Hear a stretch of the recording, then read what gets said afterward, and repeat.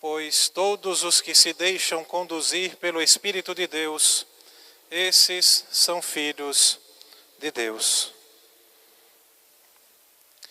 Amados irmãos, São Paulo, na sua epístola aos Romanos, vai dizer que dentro de nós existe uma grande guerra, uma guerra invisível, mas uma guerra real, uma guerra maior do que uma guerra mundial. É a guerra entre o espírito mundano, carnal, e o Espírito de Deus. A guerra entre o homem carnal que existe em nós e o homem espiritual, a qual Deus nosso Senhor nos chama desde o dia do nosso batismo. É verdade que no dia do nosso santo batismo, de fato, nós nos tornamos filhos de Deus. Mas muitas vezes as nossas atitudes não condiz com a dignidade de sermos filhos de Deus. Porque muitas vezes esse espírito carnal, o homem carnal pecador, ele vence a guerra dentro de nós. É aquilo que São Paulo vai dizer, que muitas vezes nós fazemos aquilo que nós não queremos fazer. Porque esse espírito carnal, ele luta contra o Espírito de Deus, contra o homem espiritual, novo, restaurado, regenerado pelo batismo que nós devemos buscar sermos. E, amados irmãos, essa é uma guerra, uma briga, uma luta até o final da nossa vida.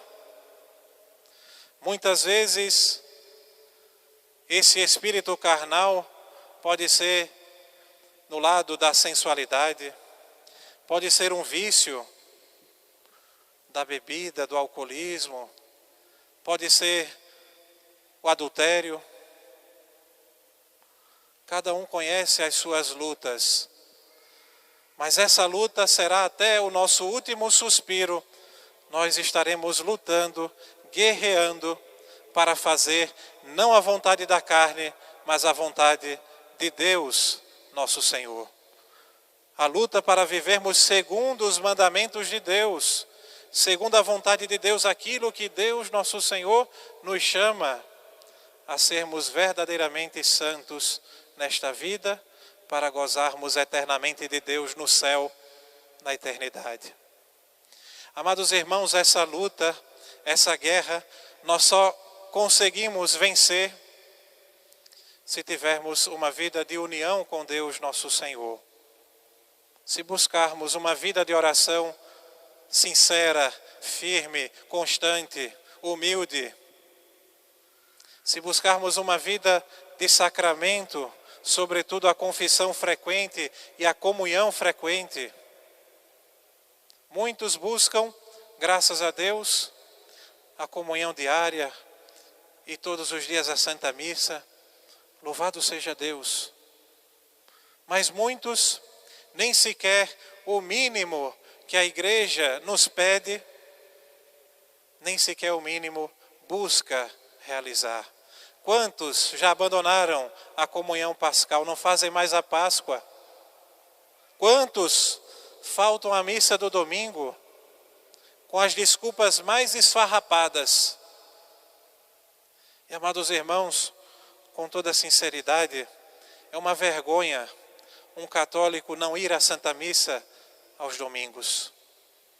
Porque durante a semana nós temos tempo para tudo, para o trabalho, para o estudo, para a família, para os amigos, tempo para as redes sociais, tempo para o descanso, tempo para comer, tempo para dormir, tempo para tudo. E é uma vergonha que não tenhamos uma hora sequer para o nosso Criador, para adorar a Deus, para participar do santo sacrifício da missa. Esta mesma realidade, essa mesma luta entre a carne e o Espírito, nosso Senhor fala no Evangelho de hoje nessa parábola. É os filhos das trevas e os filhos da luz.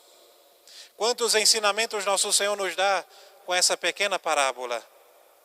Em primeiro lugar, os bens que nós recebemos de Deus não nos pertencem.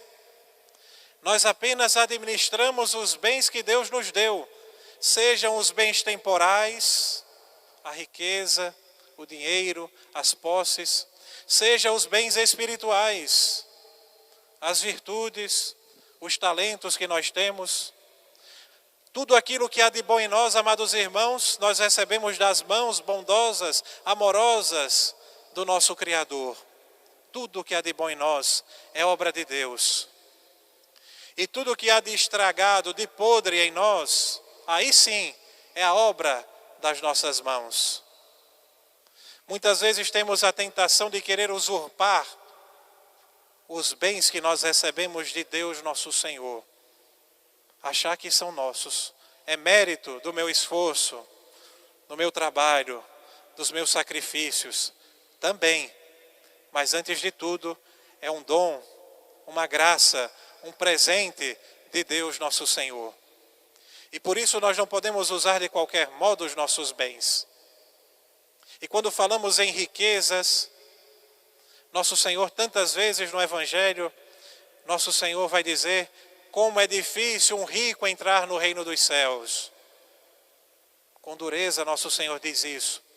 É verdade, amados irmãos, que na história da igreja, homens e mulheres ricos alcançaram a santidade.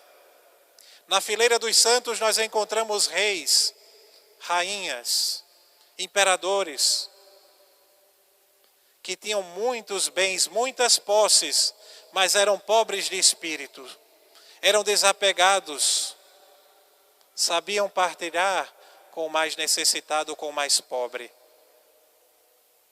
E também existem pessoas que têm poucos bens, mas são apegados ao pouquinho que têm. São apegados, são avarentos. Então, amados irmãos, devemos ter o nosso coração desapegado de todos os bens, na certeza de que um dia Deus, nosso Senhor, irá cobrar de nós. É o segundo ensinamento desta parábola. Um dia estarei diante de Deus para prestar contas de tudo aquilo que Ele me deu. Se eu usei bem os tesouros, as graças, os benefícios que Deus, nosso Senhor, me deu, ou se eu usei mal para o pecado, para a maldade, para a iniquidade.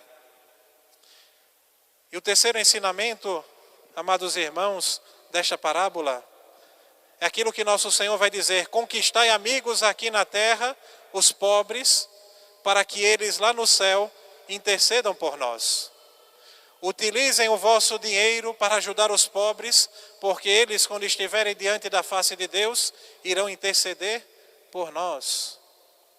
Como aquele feitor infiel, carnal, corrupto, mas que nosso Senhor elogiou não a sua maldade, não a sua safadeza, mas elogiou a sua esperteza.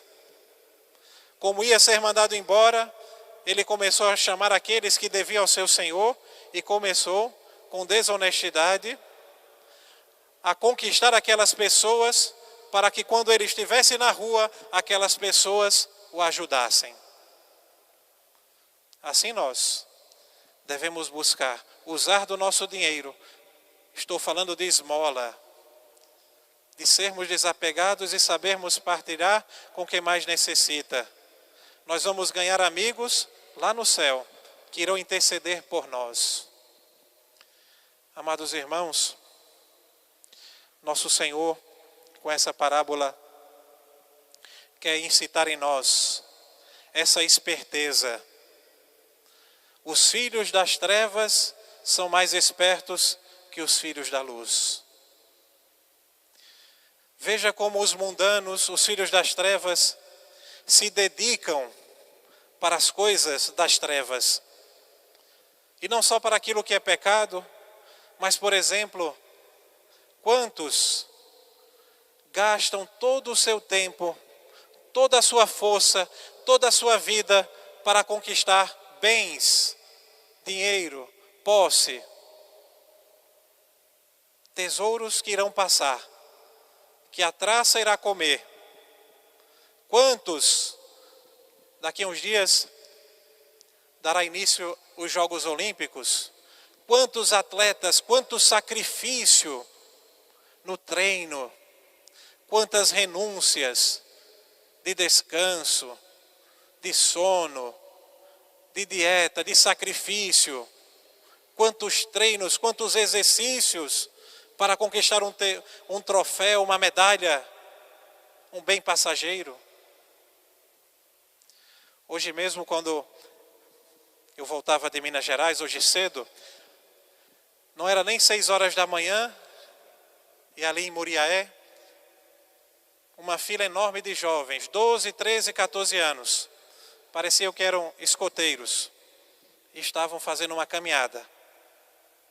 Quanto sacrifício as pessoas fazem para as coisas do mundo. E muitas vezes para acordar cedo, para ir à Santa Missa, se tem preguiça.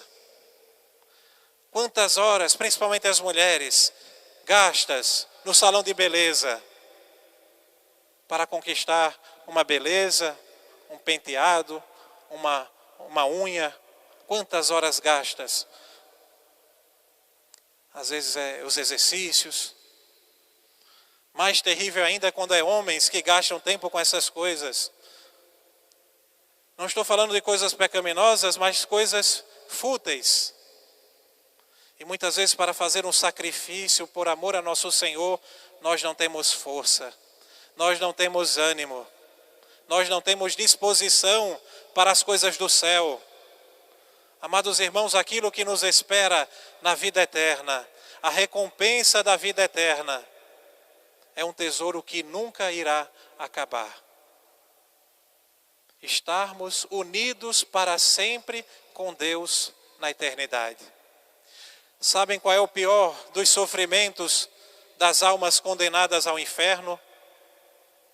É saberem que nunca mais se unirão a Deus. Que viverão eternamente apartados, afastados de Deus nosso Senhor. Infelizmente, muitos católicos já vivem assim, afastados de Deus. E, amados irmãos, corremos aquele grande risco de passarmos a vida toda dentro da igreja e um dia escutarmos aquelas palavras de nosso Senhor: eu não vos conheço. Corremos o risco de passar a vida toda dentro da igreja sem conhecer a nosso Senhor e sem sermos conhecidos dele. Nem todo aquele que diz Senhor, Senhor, entrará no reino dos céus. Amados irmãos, a vida da graça é a semente, é o germe da eternidade. É o desabrochar, é o germinar da vida do céu. Aqui na terra já levamos uma vida de união com Deus, pela graça, pela comunhão sacramental. Uma vida de união imperfeita ainda, mas que se nós perseverarmos nessa vida de união com Deus, nessa vida de graça, de amizade com Deus, essa união desabrochará no céu e seremos eternamente unidos e enxertados em Deus, em nosso Senhor Jesus Cristo. Que Nossa Senhora interceda por nós, para que nós tenhamos o coração desapegado dos bens da terra e que o nosso apego seja somente em fazer a santíssima vontade do nosso bom Deus que está no céu. Louvado seja nosso Senhor Jesus Cristo. Para sempre seja louvado. E sua Mãe Maria Santíssima.